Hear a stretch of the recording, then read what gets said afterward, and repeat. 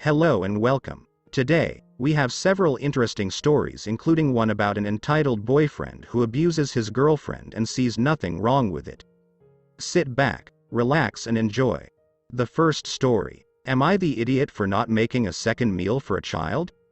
I, 30F, am friends with a couple, Mike and Sandra, 35 male and 38F, and invited them and their child Charlie, 9 female, over for dinner. Before they came over, I texted them to find out if any of them had any food sensitivities, allergies, needs, etc. The wife said there was nothing I needed to worry about. I decided on something a bit kid-friendly while still feeling like I was cooking for adults, so I settled on chicken parm with some chocolate cake for dessert. I figured it's like chicken nuggets mixed with pizza, which kids would like. It turned out really well for someone who's just started cooking like me. My friends were telling me that it was good, and maybe they were just being polite, but they ate everything. Charlie poked at her meal the entire time we were eating, and I'm not sure she ate any of it. After we were done, I brought out the chocolate cake. Charlie ate a tiny bite and immediately started bawling. Sandra asked her what was wrong and she cried that she didn't like chocolate. Sandra continued to comfort her daughter while Mike and I awkwardly ate dessert. A couple of minutes pass and I notice Sandra is glaring at me. I hesitantly asked her if I could help her with Charlie. I'm not good with kids, which she knows, but I wasn't sure what else to do. She huffed and asked, "Is there anything you'd like to say to Charlie?" It took me a second to realize that she wanted an apology for her kid not eating my food. I thought it might help cheer Charlie up at least, so I said I was sorry that she didn't like my food. Charlie started crying harder and her mom asked me if I had anything she would like instead. I drew the line there. I told her that I wasn't going to cook anything else, and that if I didn't like what my mom made me as a kid, I went to bed hungry.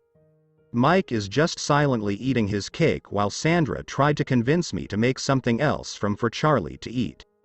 I stood up from the table and asked Mike if he would like me to wrap up his cake for him to take home because the rest of his family was apparently not having a good time.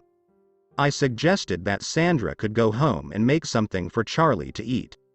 Sandra scoffed at me and said something about how I was cooking tonight and she thought she could have taken the night off. I knew I was about to say something I really regretted, so I slammed my plate on the table and told her to get out. Mike seemed genuinely embarrassed as they left. I haven't spoken to any of them since, and now I'm thinking I overreacted by kicking them out of my house. The top replies, "Not the idiot, she was out of line. If she has a picky kid, she should pack snacks or food for her. Crying over chocolate cake. Ridiculous. You did nothing wrong. Mom was wrong. The kid is not your responsibility and catering to her food issues isn't your job." The second reply, "Not the idiot, Sandra set you up. If her kid's a picky eater, please only cook her white things sprinkled lightly with oregano you buy at 6 a.m. at the farmer's market smothered in organic catsup you import from France. Type picky, she needed to tell you. Then she needed to bring the white stuff and oregano and heat it up herself. Or she needed to quickly apologize to you and ask if it would be okay if she nipped into the kitchen and hard-boiled her kid an egg or made her a PBJ. But what she didn't get to do is manipulate you to apologize. For what? Because her kid's a picky eater and she set you up and she's a truly dreadful mother and a worse guest? P.S. Next time, do try to hold it together. As in, gosh, since little Charlie doesn't like anything I've cooked and chocolate cake is so upsetting to her and I don't have a single other thing to offer, you probably want to race right out the door and rush home instantly so you can fix her something. I'll get your coat. The third reply, "Not the idiot. You asked if there were any dietary restrictions or needs, and were very thoughtful to make things you thought would be appealing to a child. Expecting you to go whip up something else is entitled and extremely rude. The fact that a 9-year-old cried about not liking chocolate cake is also bizarre for me. Being able to politely say, 'No thank you,' sounds like a lesson Charlie probably missed because her mom was too busy making her new meals. P.S. Kudos on doing all this while you're still new to cooking. It sounded delicious. Update. This happened about 3 days ago and I'm going to reach out to Mike today when it's not 4 a.m. Thanks for the perspective, everyone.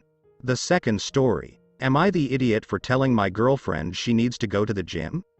About 2 years ago, my doctor had told me that I, male 27 now, needed to lose some weight as I was a pre-diabetic and at high risk of developing cardiovascular disease. Furthermore, my BMI was really high and he said I would be increasing my risk of cardiovascular disease. Then for 2 years I worked out basically 5 days a week, till I got into shape. It was during my weight loss journey that I met my girlfriend, F26, at the gym actually, and we went out for dates and we quickly got into relationship. After we got into a relationship, however, things changed. I continued to work on myself and I got into pretty good shape. By contrast, my girlfriend completely halted. She used to be a rock climber and she completely stopped that. Now her physical activity has basically come to a halt. Now in the beginning I said nothing, as you don't have to be hyper fit to be healthy, and in the beginning, it was fine. But then things kept getting worse. Eventually she goes to the doctor and he tells her that she has to do something about her weight. During this period, I pushed her to go to the gym, but she just didn't make the effort. The problem didn't really arise from with this, however. The problem came when she asked me to help her eat healthier so she could get her weight under control. As a result, I started making her healthy meals and I tried to make them as tasty as possible. Please note, this took up a lot of time. I tried new recipes and different things to try and make this as easy as I could for her. Before this I would just make chicken in these batches and pop it into the air fryer before eating, but she OFC didn't like to eat that. Despite this and pushing her to go to the gym, she told me, the night before last night, that she wasn't losing weight. She promised to me that she hadn't eaten anything extra and that she was going to the gym more frequently. Then, last night, while looking for my PS5 controller, I opened a side drawer in the loft only to find wrappers and new chocolates. I took it all to her and after she confessed. She told me she had been eating sweets the entire time and would eat from outside when she was at work. At this point, I just get frustrated and exhausted by this and tell her she needed to go to the gym. She started crying and telling me I am fat shaming her. Now I know how hard losing weight can be, but she isn't even trying. She's literally eating jars of Nutella behind my back. I tell her I can't help her if she can't help herself. Edit. Now I don't think I am being mean, and while most of my friends don't either, some have said that I am fat shaming her and being an idiot. Am I the idiot? The top replies. People don't usually go from super active to sedentary and binge eating for fun. What happened to her? Did she get hurt? Was there a trauma that triggered an eating disorder? Binge eating is also an eating disorder. Food addiction is a real thing and nearly impossible to address without accounting for the underlying psychological aspects. Going to the gym moat won't fix that. So, what happened that you're not addressing or that she's not addressing? The original poster replies, I don't honestly know. In a weird way, she just gradually waned off and just yeah. It was after we got into a relationship, but I couldn't tell you what happened. The relationship itself is wonderful, we barely ever fight and she's awesome in basically every way. The second reply, it sounds honestly like depression. Depression can kill your drive to be active. The stress triggers a drive to eat sweet foods. My husband sneaks fast food outside of the house too. He has impulse control problems from ADHD and bipolar disorder. It's a compulsion. He could lose weight if he just ate less and walked more because I've seen him do it, but he struggles to fight the impulses. It's easy to just say, this is because you're being lazy or sloppy, but there is often a psychological or physiological trigger. Did her work change? Is she taking on more responsibilities and under more stress now than when you got together? Edit to add. Not to just crap on my husband, but I'm fat too. I had to find meds that help fix my binge eating impulses. I literally cannot overeat now. It was extremely difficult to exercise enough and eat healthier due to stress and money constraints. That doesn't make what she's doing okay if she's sneaking food and crying for help but can't help herself. But there's more to it than just go to the gym more. The third reply. Not the idiot she asked you to help and you've been going out if your way too. She pulled the fat shaming card because she knows she is in the wrong secretly eating but getting you to put in all the work on the side for her to eat healthy. She's been told she needs to lose weight by the doctors. She isn't being fat shamed, she needs to for her health and she is insecure about it so is turning it onto you. You've done nothing wrong. She isn't being fat shamed, she's probably just jumping on the bandwagon of the internet claiming that being told something healthy is fat shaming. The third story. I just filed an anonymous report for child neglect on my cousin's 16-year-old boyfriend because he's abusing her. Includes update. Exactly what the title says.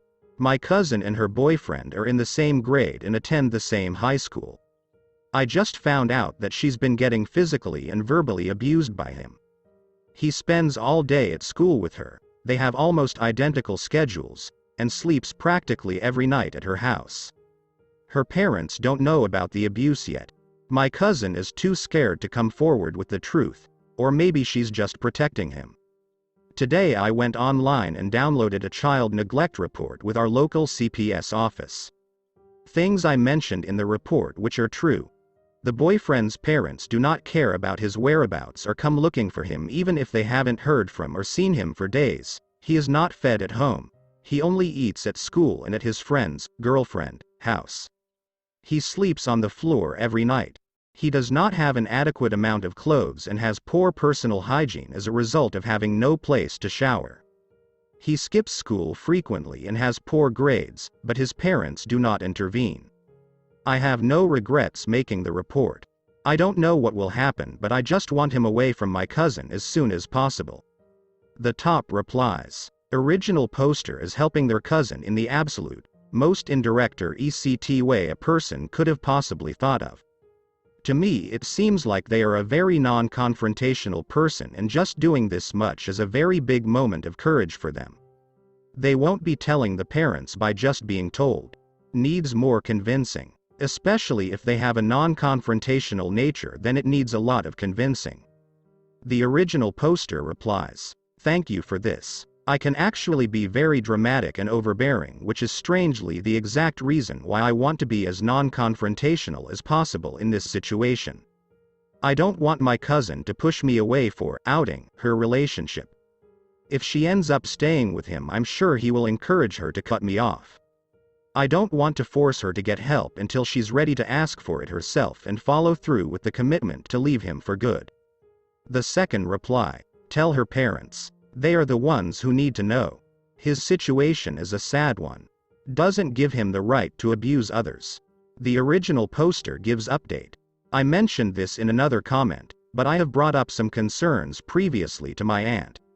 My aunt and uncle brushed off those concerns as regular teenage drama and put the blame on my cousin because she's mean to him too.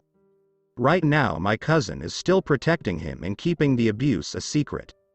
I don't know if she's committed to leaving him yet. If I tell her parents and they ask her about it, she may deny the abuse. Then they will just victim blame again and tell her it's her fault.